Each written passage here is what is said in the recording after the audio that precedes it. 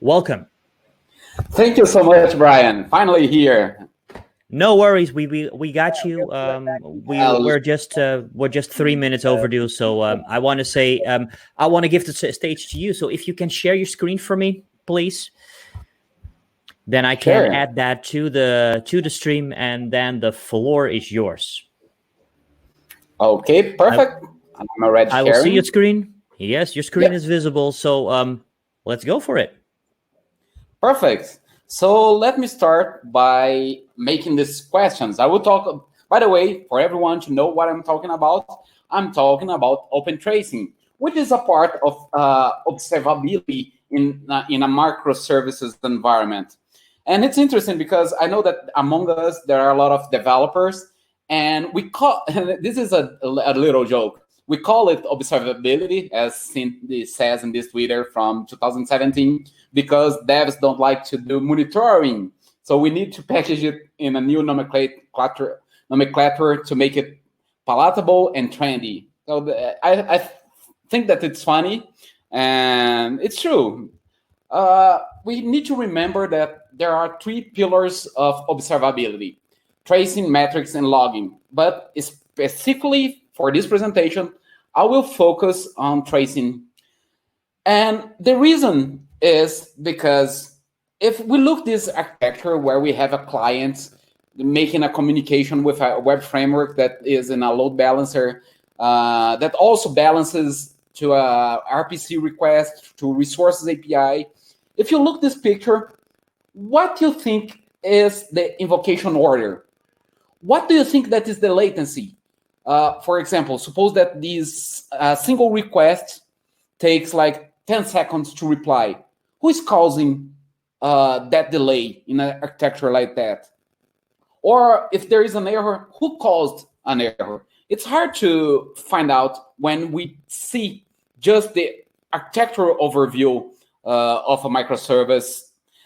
So things get more clear when we use a timeline view. So we can see the order, we can see how long it is taking for each service to complete the request. And plus, why latency is important? Because in a microservice environment, where we have microservice A calling microservice B and so on, we need to understand what's the critical path. If something goes wrong, why did it fail? Who failed? What's the latency of those calls? And that's why I'm presenting Opentracing. Opentracing, it needs to be clear that there are several implementations for distributed tracing. All of them are based on a paper called Dapper. We had Zipkin, we have Zipkin, we have Jaeger, but CNCF decided to give us this spec to address a problem of incompatibility between the different distributed tracings. So the idea here is to be a vendor, to be independent of vendors. And to understand open tracing, to understand distributed tracing, it's important also to understand the terminology. So first, what we need to understand, what is a trace? I will go through different words that are used in distributed tracing. So we need to understand what we are talking about. So the first one, a trace. A trace, we can think about a trace as a single request. A single request will be a single trace in a distributed tracing. And a single trace consists of a collection of spans. So what is a span? A span is basically an operation. So if you have a microservice A calling B, there are several operations included in that request. So each operation is a span. And a span carries an operation name, a start and finish timestamp, tags, logs, and a reference with other spans. What kind of relationship with other spans can have? Well, we can have a child of relationship, or we can have a follows from relationship. It will be more clear when I demo that, because we will see in a demo where I have 3 different microservices, one using a Java microprofile, another one using Java Spring Boot, and another one using Node.js, to see how distributed tracing can work with different languages. Another thing that we can have inside a span is a span log. So what is a span log? It's a key value pair that we can place it inside the span. So an example, we can place a message, like we can see here, opening a connection to MySQL server, or can't connect to a MySQL server. It's used for debugging purpose, or to give more information about what that operation is doing in a specific moment of time. We can also have tags. The tags are also key value, but they follow a semantic convention. Let me open this semantic convention here so you can have an idea what I'm talking about. So, for example, for a specific operation, we can give the name of the component. Let me increase the font size here. We can give the name of the instance, the DB instance, the DB statement that we are performing, the DB type, the DB user, the error, the HTTP method, or HTTP status code, and so on. So they are key value pairs that allows us to give a better documentation about that operation. What else we can have? We can have a baggage, which is also key value pair, but it crosses the process. It is a cross-process boundary. Cross-process boundaries, which means that if you place something in the baggage, that will propagate to other operations. So this is an example of a span. So we have the name of the operation, a timestamp when it starts, when it ends. We have the tags for that operation. We have logs. We have, of course, a context, and we can have baggage items. And when we talk about Opentracing, the most common and the most adopted implementation is Jaeger. Jaeger was also, it was inspired by Dapper and Zipkin, and it was open sourced by Uber.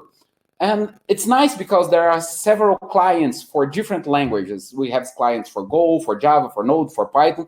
So if your microservices use different languages, then you can use Jaeger because you have support for at least those languages that are listed here. Jaeger seems to be complex, but it's not.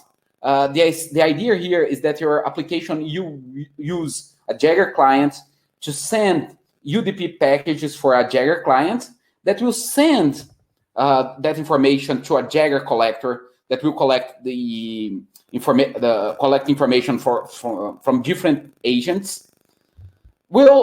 It will place that information on a database that later we can use a UI to consume that information. Okay. Now, the part that I like the most, it's how to demo that. Well, first let me explain my environment here. Let me increase the font size, and I have 3 microservices that let me open them here in Visual Studio Code. I have, as I said, a microservice A, which is implemented using microprofile. So it's a simple JAX-RS endpoint with microprofile REST client to consume a microservice B. We have a microservice B that is implemented as it's a Spring framework. Okay, so we have the request mapping here that will receive a parameter from the microservice A and store it in a database and send it to a Kafka topic. And also perform an invocation to a microservice C. And microservice C is a Node.js implementation, okay, using Express. So 3 different languages. Let's start all of them here by using Docker Compose. To start all my microservices and MySQL and Kafka, everything together. And Jaeger, of course, by the way. So I have Jaeger, MySQL, Zookeeper needed by Kafka. Kafka is starting. And microservice A, B, and C will start in a couple of seconds. Now that, let me open also the Jaeger UI. So as I said, I'm using Jaeger as implementation for Opentracing. For now, we can just consume a service. It's empty because there are no spans collected by Jaeger. So let's do our first request. I have this endpoint here that will perform a serial invocation for those microservices. So yeah, it returned here, as we can see, a microservice A, like that should be like a front end, received my parameter, Rafael.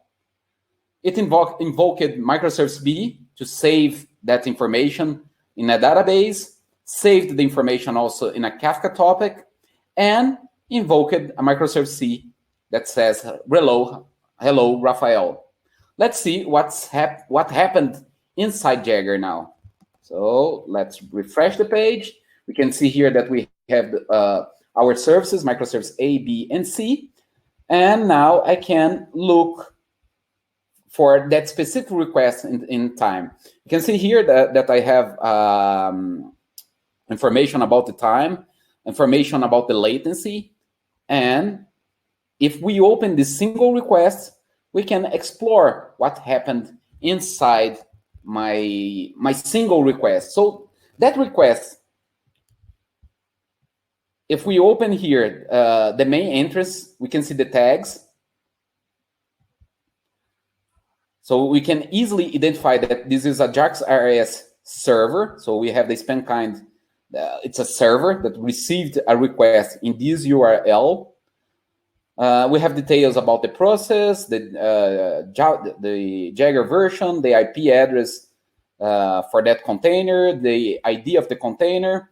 Then, before calling microservice B, we can see that it called another method in another class. The method call microservice B serial in the class myService. So we have the detail here, and look, I have a parameter. That parameter is it's a log that I placed inside my request. Then we have a JavaOne client that will invoke the microservice B in a specific endpoint, and so on. In the microservice B, we can see how deep the tracing can go. So it can go through, for example, the JDBC request. So it made a statement to get the next sequence from Hibernate until it insert the message inside my database. And so on. For Kafka, we have the same thing. We can see that it used the producer to send my information to a topic called my topic. And finally, microservice B will send the request to microservice C. Let me stop microservice C to see what happens in a case of error. So let me open a new window here. Perform a Docker compose stop microservice C. Microservice C. And see it stopping.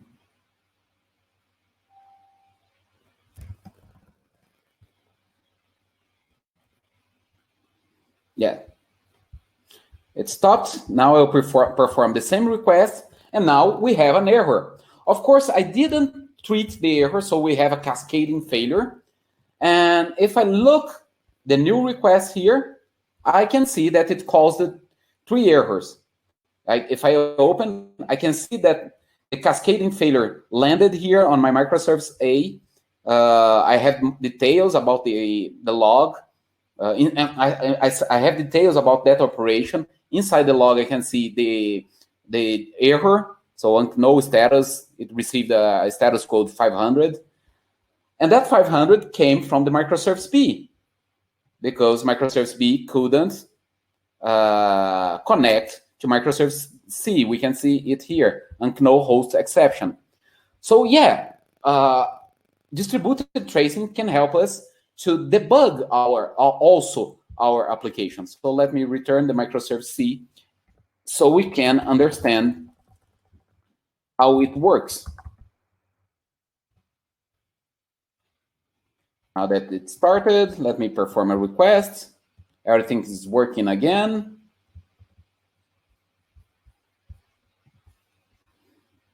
And there it goes. By the way, I have also another implementation here in parallel. So we can just compare that the implementation now is happening in parallel. So we can see it here that they almost started.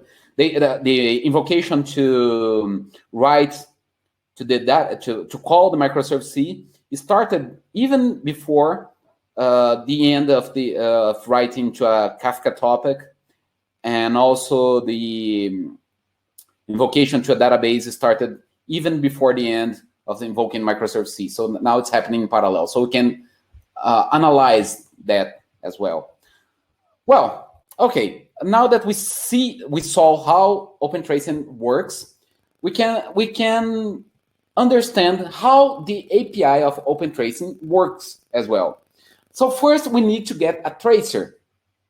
Based on the language or the framework, there are different approaches to get the tracer. Now that we have a tracer, we can create a span by calling the method build span. So you give the name of the operation and make it active. If there are other active spans in a thread local context, then the new span will be a child of the parent span. So that's why we need also to make it active. And that glue between the parent span will be made automatically. Then with the span, we can set a tag, we can set logs, we can get or set baggage items, and then we can finish that span. When we finish that span, the span will be automatically reported to the Jaeger agent, okay?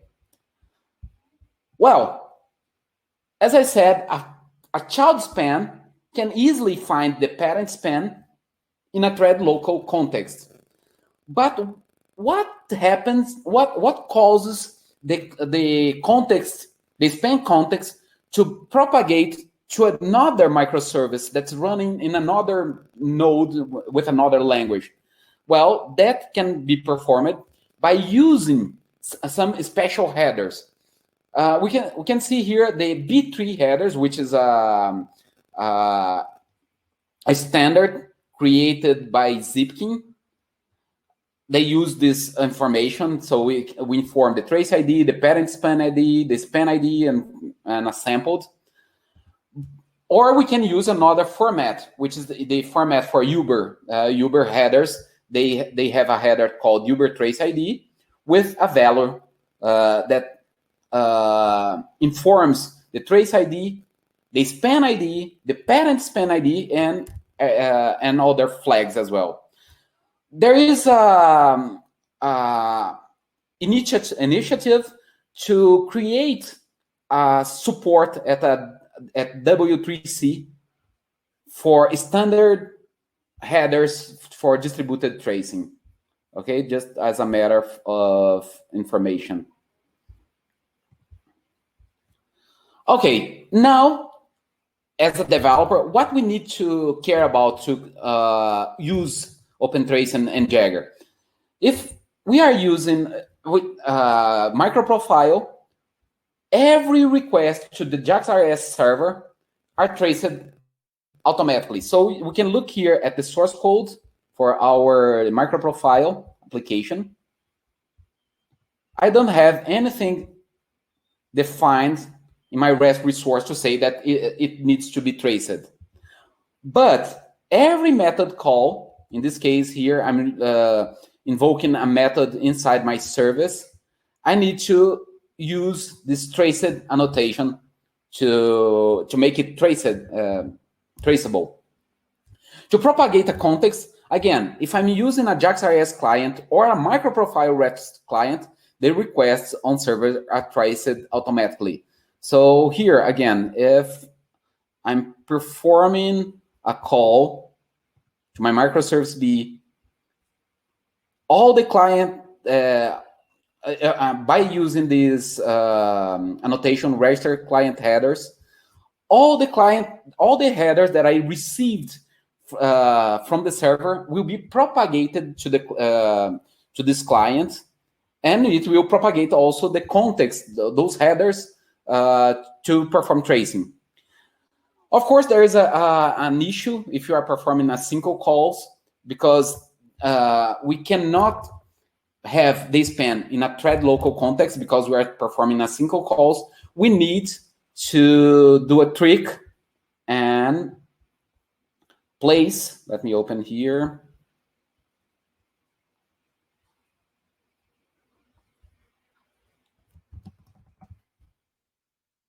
I need to get the server span manually and inject it, activate the server span inside my task, inside my asynchronous call. In this case, inside my completable future, I start a new span. Okay. What about Spring Boot? Well, Spring Boot does the same. Every REST controller endpoint will start a trace automatically, but Spring does not have a traced annotation. So in that case, for example, for a microservice B, where we have, let me reduce the font size so I can navigate it better.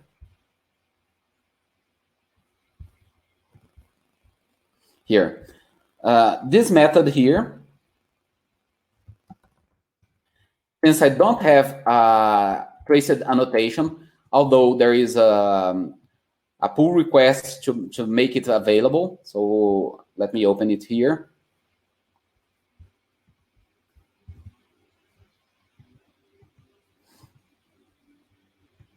Oops.